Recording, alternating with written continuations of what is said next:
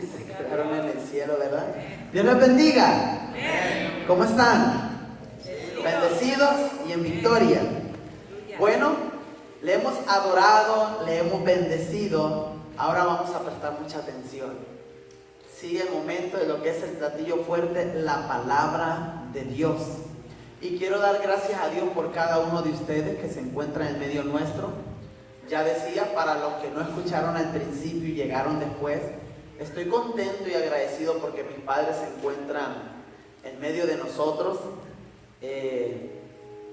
Casi le preguntaba a mi mami y le decía, supo lo que acaba de leer, de cantar en cuestión al cántico imparable. Dios imparable, Dios de imposibles. Las cosas que a veces para nosotros se nos hacen imposibles, para el que cree, todo le es posible. Y pues sean todos bienvenidos a la casa del Señor. Nuevamente se encuentra la mamá de nuestra hermana Brenda. Qué bueno que está aquí en medio nuestro. Se estuvo gozando en medio de la vigilia. Un poquito desvelados todos, ¿verdad? Pero el Señor nos da fuerza para estar aquí. Necesitamos de esto. Bueno, vamos a comenzar. Estamos llevando a cabo una serie la cual lleva por nombre De lo físico a lo espiritual. Comenzamos predicando respecto al oído y dimos varias predicaciones al respecto, como 5, 6. Ahora entramos a lo que fue la vista. Quiero repetirles cuáles son los temas que hemos visto respecto a esta serie en cuestión a la vista. Llevamos a cabo el primer tema que se llamó De las tinieblas a su luz admirable. El segundo tema, segundo domingo, Sigue tu visión, no sigas tu vista. El tercero, no te distraigas. Fíjense los nombres, tienen que ver con la visión, ¿ok? El siguiente fue, ¿y tú cómo miras? El último que dimos se llamó, ¿y tu espejo a quién refleja? ¿Recuerdan esa palabra? Acerca de la palabra del Señor. Y esta noche, o esta tarde, quiero que apunten, los que apuntan, que cuánto quisiera que anotaran todo, ¿verdad? Para que les quede grabada la palabra y tengan allí con qué defenderse en los momentos de situaciones difíciles. El tema de esta noche, creo que ya tengo el background. Así que el que piense que esté firme, miren que no caiga. Pero qué póster, ¿verdad? Está allí. Miren nomás. Un hombre en una cuerda tensa. Sin embargo, hay muchos que se confían, ¿verdad? Se confían demasiado. Este hombre está en las alturas de unos rascacielos y como él es experto para ello, pues él se siente confiado de esto, de que lo puede hacer. En la vida, nosotros como humanos nos confiamos tanto de tantas cosas que aún la Biblia nos dice, oye, no tengas más alto concepto de ti mismo del que debas de tener. Esto es, por más que usted pueda ser bueno en algo, usted no se considere más de lo que no es. Siempre considere que todo lo que usted está haciendo lo hace para la gloria de Dios y que lo hace con la ayuda del Espíritu Santo de Dios. Él es el que nos da la fuerza, las direcciones, todo lo que tiene que ver con cómo nos movemos, cómo nos conducimos, etcétera, etcétera. Ahora, ¿cuál es el texto base? Ese mismo, primera carta a Corintios, capítulo 10, versículo 12. Así que el que piensa estar firme, mire que no caiga. Sin embargo, vamos a basar nuestra predicación un poquito antes, desde el versículo 1 del capítulo 10 de primera carta a Corintios. Corintios, primera carta a Corintios, capítulo 10, versículo del 1 hasta el 13, y voy a dar lectura y escúcheme mientras usted busca su lectura bíblica. Esto dice así: porque no quiero, hermanos, que ignoréis que nuestros padres todos estuvieron bajo la nube y todos pasaron el mar, y todos en Moisés fueron bautizados en la nube y en el mar. Y todos comieron el mismo alimento espiritual. Y todos bebieron la misma bebida espiritual, porque bebían de la roca espiritual que los seguía, y la roca era Cristo. Pero de los más de ellos no se agradó Dios, por lo cual quedaron postrados en el desierto. Mas estas cosas sucedieron como ejemplo para nosotros, para que no codiciemos cosas malas como ellos codiciaron, ni seáis idólatras como a algunos de ellos, según está escrito. Se sentó el pueblo a comer y a beber, y se levantó ¿a qué? A jugar. Ni forniquemos como algunos de ellos fornicaron, y cayeron en un día 23,000. Escuche eso, vaya poniendo atención. Ni tentemos al Señor, como también algunos de ellos le tentaron y perecieron por las serpientes. Ni murmuréis como algunos de ellos murmuraron y perecieron por el destructor. Y estas cosas les acontecieron como ejemplo y están escritas para amonestarnos a nosotros, a quienes han alcanzado los fines de los siglos. Así que el que piense estar firme, mire que no caiga. No os ha sobrevenido ninguna tentación que no sea humana, pero fiel es Dios, que no os dejará ser tentados más de lo que podéis resistir, sino que dará también juntamente con la tentación la salida para que podáis soportarlo. Dios bendiga su bendita palabra. ¿Qué es lo que tenemos aquí? Tenemos al escritor Pablo escribiendo una carta a los Corintios. El apóstol Pablo dedica una carta a los Corintios. El día de hoy el Señor nos dará la dicha de tomar los elementos de la Santa Cena, la representación del pan y el vino. Y si ustedes se fijan, Pablo, si ustedes se van desde el capítulo 1 y comienzan a leer, usted se va a dar cuenta de que Pablo viene dando consejería. Y hay cosas por las cuales Pablo dice: oigan, cristianos de Corintios, os alabo por esto que están haciendo. Sin embargo, también más adelante escribe: cristianos de Corintios, por esto no os alabo. En otras palabras, si a nosotros nos escribieran una carta, escuchen bien y pongan atención. Si a nosotros nos escribiesen una carta, un apóstol, un líder espiritual, a nuestra congregación escribiera: esto se escribe a la iglesia, la Gran Comisión, y que comience relatando lo bueno. Os alabo por la unidad. Os alabo por cómo trabajan, sea evangelizando. Os alabo porque siempre están ahí en los servicios y no faltan. Sin embargo, esos son buenos halagos en cuanto a lo congregacional. Pero ¿qué tal si más adelante Pablo dice: no os alabo, no les aplaudo, no estoy con ustedes, porque sé que en sus hogares el marido, la esposa, están viviendo como perros y gatos? Disculpe la expresión. No os alabo por el maltrato a sus hijos. No os alabo porque son muy groseros. No os alabo porque son muy orgullosos.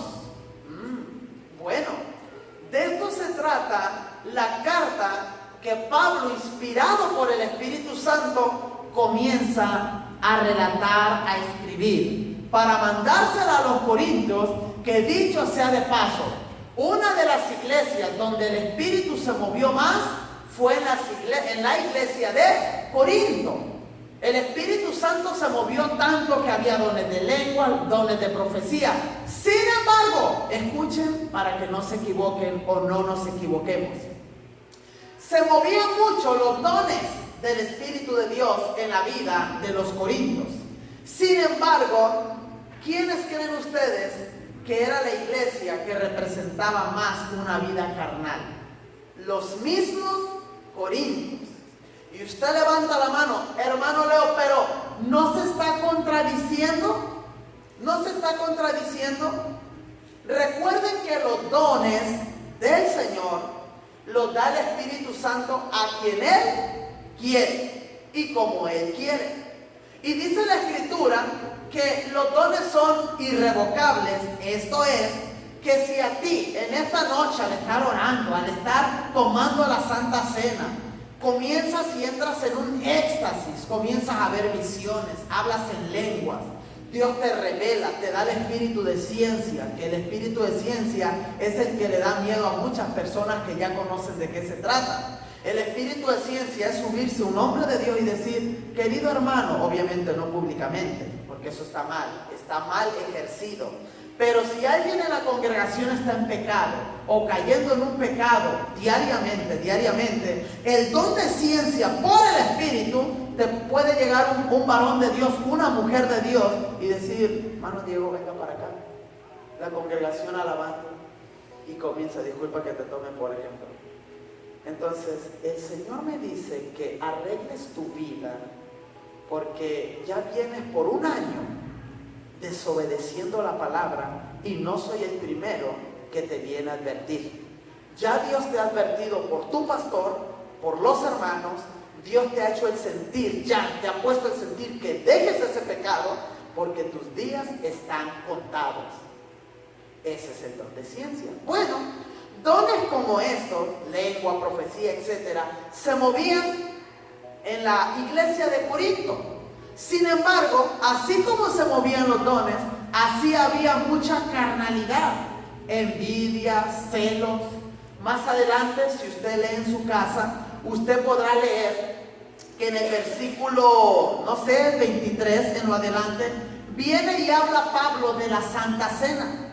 Pero al estar hablando Pablo de la Santa Cena, no les aplaude porque lo están haciendo bien, sino porque lo están haciendo mal. Ellos en aquellos tiempos, la Santa Cena o el comer juntos era llevar cada quien comida. Llevaban comida, llevaban bebida, y es como decir, yo hermanos, traigan comida todos, vamos a poner un gran comedor, vamos a poner el banquete de todos y vamos a disfrutarlo. Sin embargo, los corintios, en vez de manifestar unidad, en vez de manifestar amor, en vez de manifestar que estamos todos unidos y tú puedes tomar de lo que yo traje, como así yo puedo tomar de lo que tú trajiste, eso no era así en la vida de los corintios. Dice la Escritura que ellos mismos, y usted se va al relato, a la historia, según los historiadores, etcétera, esta gente se juntaba los ricos con los ricos, los pudientes con los pudientes. ¿Por qué? Claro, porque estaban en la carne. ¿Cómo un rico iba a traer un filet mignon ahí bien rico, un pollito asado, y los pobres traían unos tacos, frijoles, dale? Y si te alcanza, métele queso. El rico iba a pensar, ¿cómo? Este pobretón trajo frijoles. ¿Piensa que yo voy a comer frijoles? Ni loco. Yo por eso traje un filete. Yo por eso traje un cerdito tatemado, asado, hasta con una manzana en el hociquito. ¿Cómo? Eso estaba pasando. Imagínense la iglesia de Corinto, donde se movía el Espíritu Santo en cuestión a los dones. Profetizaban, hablaban en lenguas, veían visiones, pero entre ellos no se pasaban, no había unidad. El día que yo tomé el púlpito, que de hecho es el mismo, ya estoy pensando a ver si cambiamos esto, aunque sea en nuestros servicios, porque ya de repente dijo, ¿quién dijo? El hermano Álvaro, la hermana Blanca, le falta un tornillo, dice. El día de Acción de Gracias se le movió, le falta un tornillo y salió grabado. Bueno, gloria a Dios. Entonces, imagínense, querido hermano, que esta iglesia se veía la manifestación del Espíritu Santo, pero entre ellos pues no se pasaban. Había mucha división. Reitero, el día que yo tomé este púlpito, hace más de 5 años, mi primer mensaje fue de arrepentimiento, de arrepiéntete de tu pecado. Oiga, hermano, ¿y quién estaba con usted? La hermana Carmen. Y le dijo a ella que se arrepintiera. Ese fue mi primer mensaje. O sea, así queríamos empezar el ministerio. Arrepiéntete de tus pecados para todo aquel que entrara aquí, de ahí en lo adelante, desde ese primer sermón, pues caminara convertido, ¿sí o no? Bueno, otra de las palabras que usé, dije, mientras nosotros no caminemos en unidad, la manifestación del Espíritu Santo jamás se llevará a cabo en nuestra vida, jamás. Porque si una de las cosas que hace el Espíritu Santo es unir, el Espíritu Santo une. Y si nosotros operamos contrario al Espíritu Santo en desunión, en separación, entonces el Espíritu Santo no va a poder hacer lo que Él está supuesto o lo que Él quiere hacer en la congregación. Por eso, mi querido hermano, siempre digo, si usted está mal con su vecino, los de mi derecha, pidan perdón, pidan perdón. No me saludó, ya le guardé rencor. A veces cometemos pecados sin darnos cuenta y le echamos la culpa a la persona. Sí sabe y no me ha pedido perdón. No, a veces a veces yo ando corriendo y quizá yo le he ofendido sin saber, porque ando corriendo aquí, ando corriendo allá, poniendo, seteando, etcétera, etcétera. Y quizá usted ya se ofendió por un día que yo no le saludé. De hecho, aprovecho y le digo, perdóneme porque nunca ha sido mi intención. La intención del Espíritu de Dios es que siempre caminemos en unidad.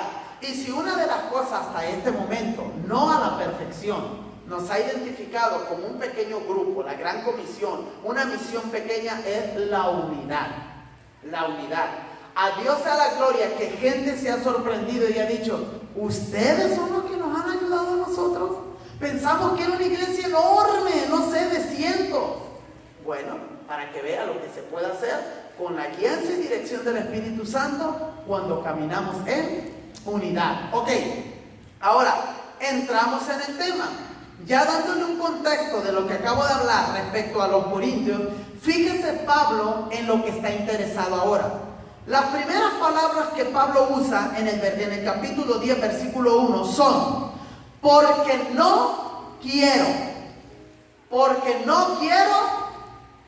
hermanos, que ignoréis. Esto significa que los corintios estaban ignorando algo. Y Pablo, como apóstol, voy a decirles más o menos a grandes rasgos, porque ustedes oyen profetas, apóstoles, etc. Ya todos conocen las diferencias de evangelista, apóstol, no todos, ¿verdad? Es necesario hacerlo. El libro de Efesios habla de que el Señor Jesucristo, antes de irse, constituyó 5 ministerios. En esos 5 ministerios, por escala y por orden bíblico, viene el apóstol, viene el profeta, viene el evangelista, el pastor y el maestro. No es de que nadie es más que nadie. Todos son delante de Dios iguales. Que algunos tienen más responsabilidad, más cargo, hay que meterle más fuerza, sí hay diferencia. ¿Por qué? Vamos a dar ejemplos. Tenemos al maestro. El maestro obviamente está en la iglesia, enseña, etcétera, etcétera. Lo pueden invitar a otro lado y simplemente es maestro. No se preocupa por las ovejas, no se preocupa por nada, sino simple y sencillamente por prepararse, por estudiar la Biblia y enseñarla correctamente. Sí, acabó. Tenemos al pastor. Ahí sí hay trabajo, mírenme, ya estoy lleno de canas. El pastor, a diferencia del maestro, sí tiene una gran responsabilidad, porque sea que tenga una oveja o tenga 1000 ovejas, el pastor dará cuenta por todas. Sin embargo, nosotros hacemos la función tanto de pastor y de maestro también, porque estamos enseñando y estamos pastoreando. Tenemos que estar cuidando el rebaño, a veces llamamos, a veces no llamamos, a veces visitamos a hogares, hospitales, etc. Y muchas cosas que puedo hablar de lo que es el pastorado. Tenemos aquí más al evangelista. El evangelista igual, más o menos fácil. El evangelista es el cristiano turista, al que Dios le ha permitido que conozca el mundo. Porque el evangelista es decir, un Billy Graham, un Gigi Ávila, un Luis Palau, Carlos Anacondia, un a Claudio Freyson, hombres de renombre, que quizás de tanto renombre usted ni los conoce, ¿verdad? Porque ya se han ido opacando los evangelistas en prominencia. Hoy tenemos puros apóstoles, todo el mundo quiere ser apóstol. Entonces, el evangelista, ¿qué hace? Tiene su iglesia también. Debe de estar sometido también a su pastor, porque no crean que porque pusieron 5 líderes, hace lo que quiera. No, todos debemos de estar bajo alguien en cuestión a responsabilidad. Entonces el evangelista se prepara, estudia y se va al mundo. Yo puedo salir, escuchen, a diferencia del evangelista, mi don es para predicar a ovejas ya convertidas aquí. El don del evangelista es de que sale allá a la calle y grita, Cristo te ama, y se le convierte en 10, 20, porque es un don.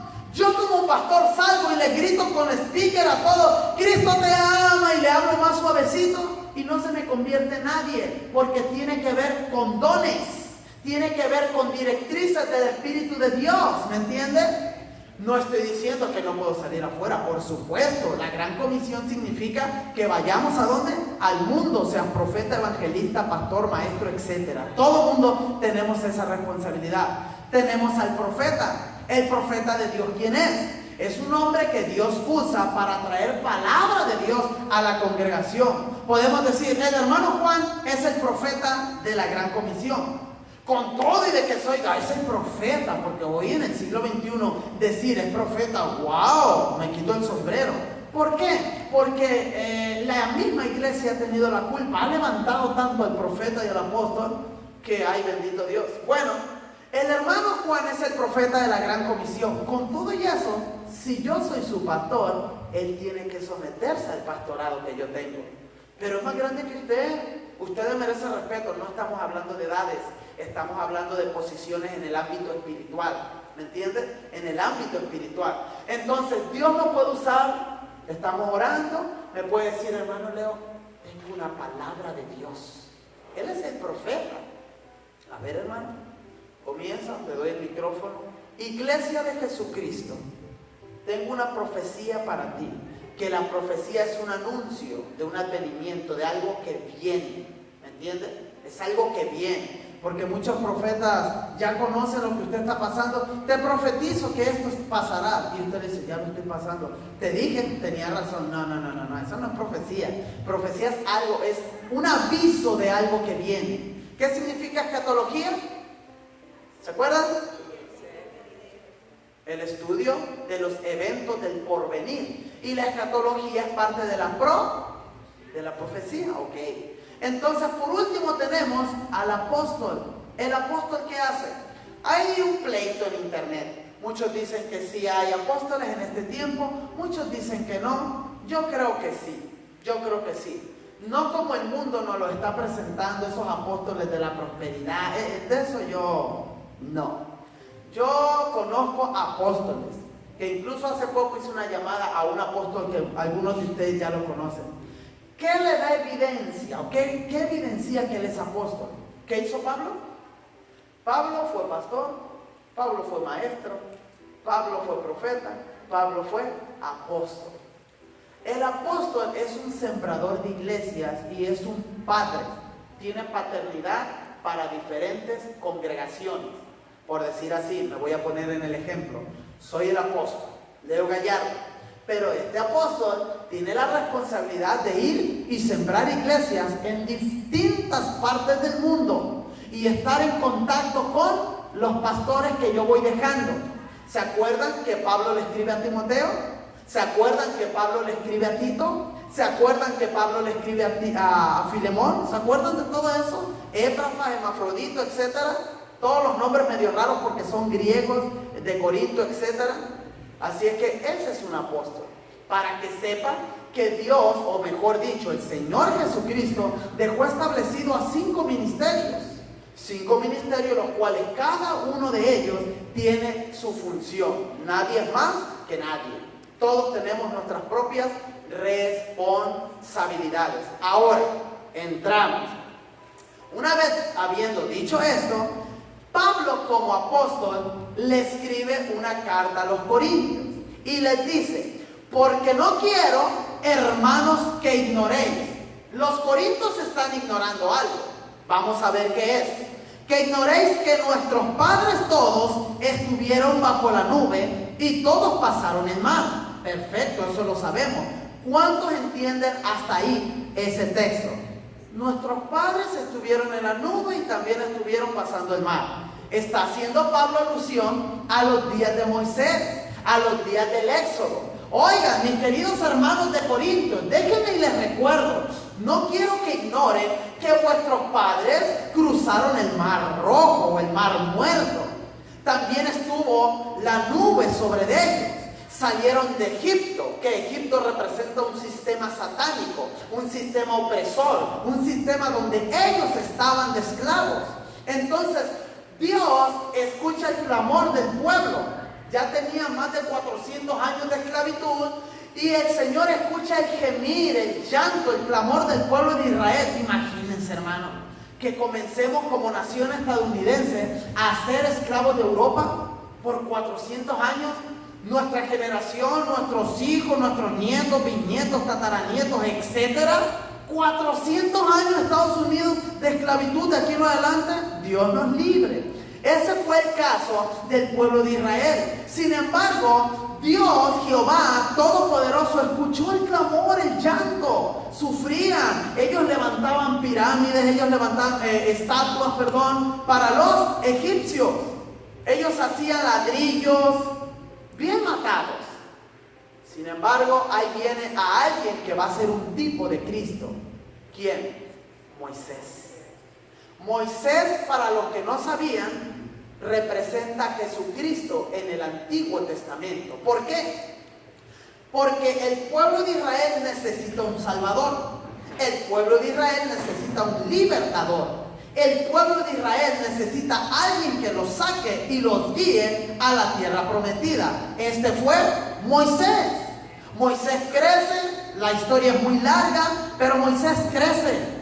Al crecer Moisés, va y se enfrenta ¿a quién? A Faraón y le dice, Dios dice que deje salir a su pueblo, si no te la vas a ver con él.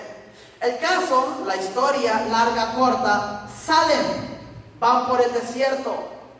Al principio Faraón dice, lárguense, me tienen harto, porque ya habían pasado 10 plagas. Y dice Faraón, lárguense, porque por su culpa hasta mi hijo primogénito murió. Es de allí que cuando vino el ángel de la muerte, les voy a enseñar algo para los que no saben, porque hoy en día vemos en las casas de los judíos, ¿qué vemos? ¿Cuántos han entrado a casas de judíos y ven una cosita ahí pegada, como un rollito? ¿Verdad que sí? Muchos no saben qué significa eso. Muchos no saben. Aquí en Estados Unidos lo vemos todos los días. Yo entro mucho a casa de judíos. Trabajamos, mi jefe y yo, mucho para judíos. Y siempre me fijo en las puertas y siempre me recuerda la palabra de Dios. ¿Cómo ha trascendido esto? Lo que pasa es que dentro de las 10 plagas de Egipto, cuando Faraón no quería dejar ir al pueblo de Israel, el Señor le manda el ángel de la muerte. Dios dice, ya Faraón va a soltar a mi pueblo. ¿Cómo? Le voy a quebrantar el corazón. ¿Cómo lo hizo? Vino un ángel, entonces iba a matar a todos los niños egipcios, a todos los primogénitos. Sin embargo, le dice Dios a Moisés, lo único que te pido que tú hagas para que no entre el ángel de la muerte y mate a tus hijos, ponle sangre de un cordero. Que esa sangre de ese cordero ya representaba a Cristo. Protección y salvación. Que la muerte no entre a tu casa. Que Satanás no entre a tu casa. Que no haya perdición, porque Dios es un Dios de vida. Un Dios que salva, que sana, que restaura, que cuida a la familia. Entonces vemos que a partir de ahí agarran de todo.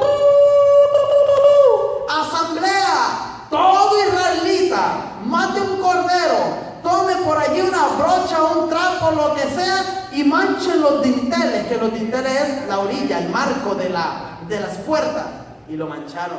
Cuando viene el ángel de la muerte, ¿qué pasa? Mira la sangre y dice, esta casa le pertenece a Dios, y se iba para otro lado, a la casa de los egipcios. Es por eso que usted mira hoy en día a los judíos con ese rollito. Pero también hay otro texto bíblico donde dice, en la palabra del Señor, creo que está, no sé si es en Éxodo, donde le da Dios instrucciones también a su pueblo, que la palabra de Dios debe estar pegada en los postes, en la mano derecha, en la frente, donde quiera que ande. O sea, ahí está otra simbología de que la palabra de Dios es la que puede mantener a salvo tu casa, que es lo que dice la Escritura, ¿verdad? En uno de los salmos: si Jehová no edificare la casa, en vano trabajan los que la edifican. Esto significa, si en tu vida no está Jehová, si tú te estás rigiendo por tus emociones, por tus deseos, por tus gustos, vas a terminar mal. Pero si Jehová edifica tu casa con la palabra, con sus instrucciones, con sus principios, vas a ver que tu casa va a ser construida y va a ser la más bella de la comunidad. No más bella porque tenga la casa más grande, no más bella porque tenga dinero, no, porque aún puede ser tu vecino Carlos Slim, o puede ser Bill Gates, el más multimillonario, y haber infelicidad de acá, allá. Sin embargo, tú puedes tener una chocita y la presencia de Dios está ahí. Tienes paz, tienes gozo, comes una tortillita, comes agüita, pero estás en paz con todo mundo y tienes gozo en tu corazón. Y de eso se trata el evangelio. Seas rico o seas pobre, que tú tengas paz y gozo en tu corazón. ¿Qué dice el cántico? Yo siento paz y gozo en mi corazón. ¿Se acuerdan, jefita? Porque Jesucristo, esas son las que le digo a la iglesia, la de los tiempos antiguos, cuando era un niño. Me libertó, me libertó. Ahorita lo cantamos, hermano, estamos calentando. Aleluya, ¿está entendiendo? ¿Está comprendiendo ahora por qué Pablo está preocupado de darles enseñanzas a la iglesia de Corinto? Dice más adelante: y todos en Moisés fueron bautizados en la nube y en el mar. Si usted no sabe leer la Biblia, no entendió este texto. Y todos ahí está la palabra clave, en Moisés fueron bautizados. Hermano, ¿y qué significa ahí que todos fueron bautizados? De que Moisés los agarró de uno por uno, los bautizó como ahora a nosotros se nos manda que nos bauticemos. No. Porque vamos a estar claros. Esta gente, después de haber salido de Egipto, esta gente no quería a Dios. No querían a Dios. ¿Por qué creen que la Escritura dice, y en Moisés fueron todos bautizados? ¿En quién? En Moisés.